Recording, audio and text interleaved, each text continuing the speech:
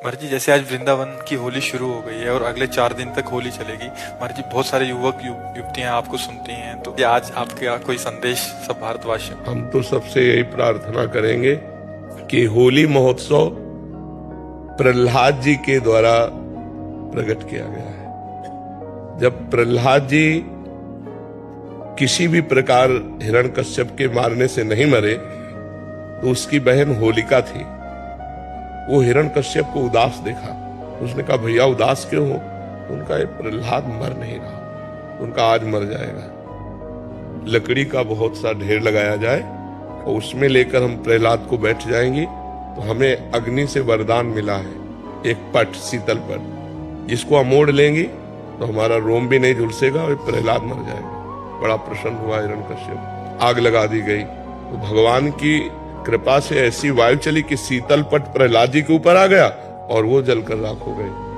तो जितने प्रहलाद पक्ष के थे सुबह वहां जब गए तो देखा प्रहलाद जी बैठे हुए, बड़े आनंदित थे। ढोल मंजीरा कीर्तन से होली की पूजा की और आपस में गुलाल रंग लगाकर खेल रहे, नाम कीर्तन कर रहे, पद गा रहे कि प्रहलाद जी भगवान की भक्ति से बच गए।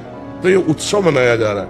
ये लोग जो शराब पीते हैं, गंदे हरकतें करते हैं, एक दूसरे के चेहरे पर कालिक पोतते हैं, नालियों में ये हिरण्यकश्यप पक्ष के हैं। अब वो भी तो उत्सव मनावे, कैसे मनावे? तो वो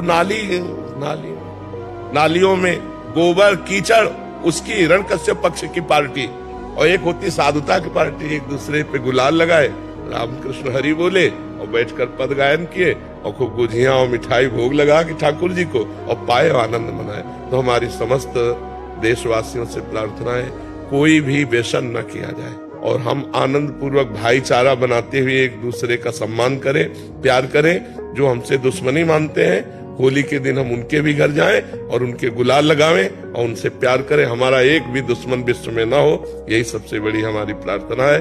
हमारे आचरण पवित्र हो, हमारा व्यवहार पवित्र हो, हमारा चिंतन पवित्र हो तो होली सार्थक है।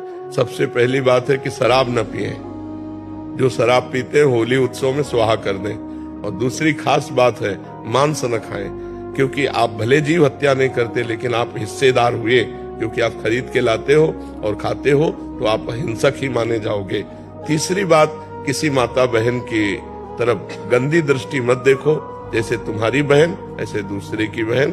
तो आप पवित्र ब्रह्मचर्य रहिए और जो अपनी पत्नी है उसी पे अनुराग कीजिए। ये 3 बातें छोड़ने की कोशिश कीजिए: शराब, मानुष, व्यभिचार।